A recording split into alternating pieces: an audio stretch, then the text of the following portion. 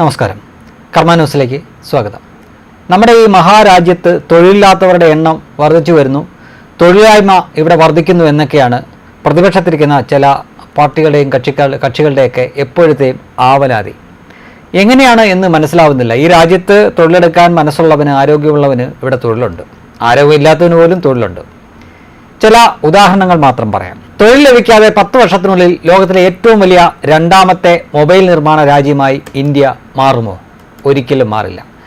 ഏറ്റവും വലിയ മൊബൈൽ നിർമ്മാണ മേഖല, ആ രാജ്യം, അത് ഇന്ത്യ, 2ാം സ്ഥാനം.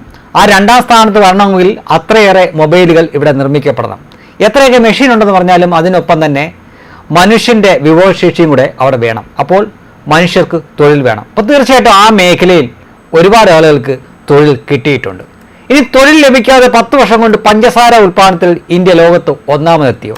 കഴിഞ്ഞ 10 വർഷം കൊണ്ട് പഞ്ചസാര ഉൽപ്പാദിപ്പിക്കുന്ന കാര്യത്തിൽ ഇന്ത്യയാണ് ലോകത്ത് ഒന്നാമത്. ചുമ്മാ കരിമ്പും അല്ലെങ്കിൽ ഈ പഞ്ചസാര ഉണ്ടാക്കുന്ന സാധനങ്ങളൊക്കെ ചുമ്മാ അങ്ങ് കിളുത്ത് വരത്തില്ലല്ലോ. അതിനായിട്ട് ആളുകൾ പണിക്കിറങ്ങണം, കൃഷി ചെയ്യണം, എന്നാൽ മാത്രമേ ഈ ഒന്നാമതെത്താൻ പറ്റൂ. അപ്പോൾ ആ മേഖലയിലും ജനങ്ങൾ ജോലി ചെയ്യുന്നുണ്ട്. ഇനി ആർക്കും തൊഴിൽ കൊടുക്കാതെ 55,000 കിലോമീറ്ററിലധികം ഹൈവേ റോഡുകൾ 10 വർഷം കൊണ്ട് ആർക്കെങ്കിലും നിർമ്മിക്കാൻ സാധിക്കുമോ? സാധിക്കില്ല എന്നാണ് ഉത്തരം.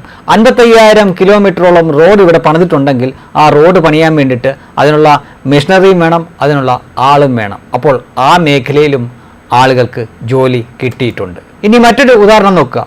10 വർഷത്തിനുള്ളിൽ 75ഓളം പുതിയ വിമാനത്താവളങ്ങൾ ഈ രാജ്യത്ത് വന്നിട്ടുണ്ട്. തീർച്ചയായിട്ടും അത് നിർമ്മിക്കാനും ഒട്ടേറെ പേരുടെ അധ്വാനം ആവശ്യമാണ്. അവിടെയും പുതിയ ജോലികൾ വന്നിട്ടുണ്ട്. ഇനി അതിനെ തുടർന്ന് രാജ്യത്തെ എയർലൈനുകൾ 10 വർഷത്തിനുള്ളിൽ 1000 വിമാനങ്ങൾക്ക് പുതിയതായിട്ട് ഓർഡർ നൽകി. അപ്പോൾ 1000 വിമാനങ്ങൾ കൂടി വരുന്നു. അതിനുള്ള ക്യാബിൻ ക്രൂ, പൈലറ്റുമാർ, പിന്നെ മറ്റ് എയർ ഹോസ്റ്റസ്മാർ അവിടെയും. പിന്നെ അതുകൊണ്ടായില്ല, അതിനും പിന്നെയും ഒരുപാട് ആളുകൾ കൂടി ഉണ്ടെങ്കിൽ മാത്രമേ ഒരു വിമാനം പറന്നുയരുകയുള്ളൂ. അപ്പോൾ ആ മേഖലയിലും ഒരുപാട് ആളുകൾക്ക് തൊഴിൽ പുതിയതായിട്ട് കിട്ടി എന്നത് വാസ്തവമാണ്. ശരി, ഇനി ഇതെല്ലാം പോകട്ടെ. ഒരു വർഷം തന്നെ എത്ര കോടി ആളുകളാണ് മുദ്രാ ലോൺ എടുത്തിരിക്കുന്നത്? ഈ മുദ്രാ ലോൺ എടുക്കുന്നതെല്ലാം എന്തിനാണ്?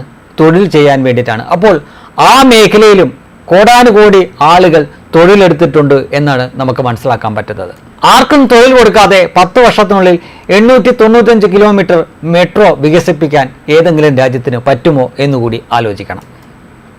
രാജ്യത്തുടനീളമുള്ള പല നഗരങ്ങളിലും 986 കിലോമീറ്ററിലധികം മെട്രോ റൂട്ട് വികസിപ്പിച്ചിട്ടുണ്ട്.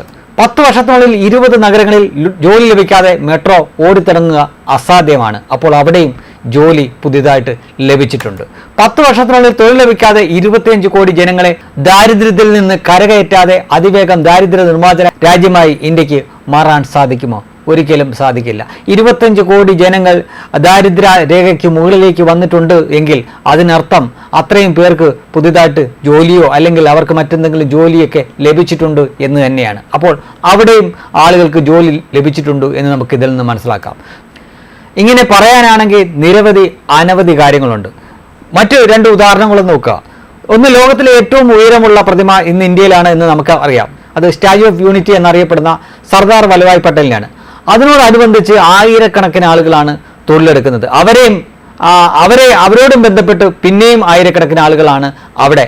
ആ ഒരൊറ്റ നിർമ്മിതി കൊണ്ട് മാത്രം എത്ര അനേകായിരം കുടുംബങ്ങളാണ് ഈ രാജ്യത്ത് ജീവിക്കുന്നത്, അവരുടെ നിത്യ തൊഴിലെടുക്കുന്നത്, അതേപോലെ തന്നെ അവരുടെ ദൈനംദിനമുള്ള കാര്യങ്ങൾക്ക് വേണ്ടിയിട്ടുള്ള പണം കണ്ടെത്തുന്നത്. ഇനി രാമക്ഷേത്രം നോക്കുക. ആ ക്ഷേത്രം വന്നപ്പോൾ അവിടേക്ക് ഈ രാജ്യത്തിൻ്റെ നാനാഭാഗത്തു നിന്നും, രാജ്യത്തു നിന്നും മാത്രമല്ല ലോകത്തിൻ്റെ നാനാഭാഗത്തു നിന്നും ആളുകൾ അവിടേക്ക് ഒഴുകിയെത്തുന്നു. അത് പണം നമ്മൾ പറയുക, സിനിമയിലൊക്കെ പറയുന്ന പോലെ സൈക്കിൾ രീതിയിൽ പോയിക്കൊണ്ടിരിക്കുകയാണ്, കറങ്ങിക്കൊണ്ടിരിക്കുകയാണ് പണത്തിൻ്റെ വിക്രയം എത്ര സുന്ദരമായിട്ടാണ് അവിടെ നടക്കുന്നത് എന്ന് നോക്കുക. എത്ര ആയിരം പേരായിരിക്കാം ആ ഒരു ക്ഷേത്രത്തോട് ചുറ്റിപ്പറ്റി അവരുടെ ജീവിതമാർഗം കണ്ടെത്തിയിരിക്കുന്നത്. അതുമാത്രമല്ല, ആ സംസ്ഥാനത്തേക്ക് ഒഴുകിയെത്തുന്ന കോടാനുകോടികൾ അത് ജനങ്ങളിലേക്ക് പല രീതിയിലെത്തുന്നു. അങ്ങനെ കഴിഞ്ഞ 10 വർഷം കൊണ്ട് എത്ര മേഖലയിൽ എത്ര കോടാനുകോടിയുടെ തൊഴിലാണ് ഈ രാജ്യത്ത് ലഭിച്ചു കഴിഞ്ഞിരിക്കുന്നത്. പിന്നെ എല്ലാവർക്കും സർക്കാർ ജോലി എന്നതാണ് എങ്കിൽ ലോകത്ത് ഒരു രാജ്യത്തും ഒരിക്കലും സാധ്യമാവാത്ത ഒരു കാര്യമാണ് അതെന്ന് ഓർക്കുക. സർക്കാർ തരുന്ന ജോലി മാത്രമല്ല മാന്യമായിട്ടുള്ള തൊഴിൽ എന്നോർക്കുക. ഏതൊരു തൊഴിലിനും അതിൻ്റെ മാന്യതയുണ്ട്. ഒരു കാലത്ത് നമ്മുടെ കേരളത്തിൽ പോലും ഇവിടെ കമ്പനികളും ഫാക്ടറികളും ഒക്കെ ഉണ്ടായിരുന്ന സമയത്ത് അന്നത്തെ മർഫി റേഡിയോയും സൈക്കിളുമൊക്കെ ഉണ്ടായിരുന്നത് അന്ന് ഇവിടെ സർക്കാർ ജോലി ചെയ്തവർക്കായിരുന്നില്ല, പകരം കമ്പനി ജോലിയും ഫാക്ടറി ജോലിയും ചെയ്തവർക്കായിരുന്നു. അന്ന് അതായിരുന്നു അവരുടെ സ്റ്റാറ്റസ്. ഇന്നും സർക്കാർ ജോലിക്ക് കിട്ടിയാൽ പരമാവധി എത്ര ലക്ഷം വരെ കിട്ടാം ഒരു മാസം, പക്ഷേ കോടികൾ വാങ്ങുന്നത് സ്വകാര്യ മേഖലയിൽ നിന്നാണ് എന്ന് ഓർക്കുക. അതുകൊണ്ട് സർക്കാർ ജോലിയുടെ എണ്ണമാണ് നിങ്ങൾ ഈ തൊഴിലില്ലായ്മയിൽ കണക്കാക്കുന്നത് എങ്കിൽ നിങ്ങളോട് ഒരു നല്ല നമസ്കാരം മാത്രം പറയാനേ തൽക്കാലം നിവർത്തിയുള്ളൂ. വെബ് ഡെസ്ക് കർമ്മ ന്യൂസ്.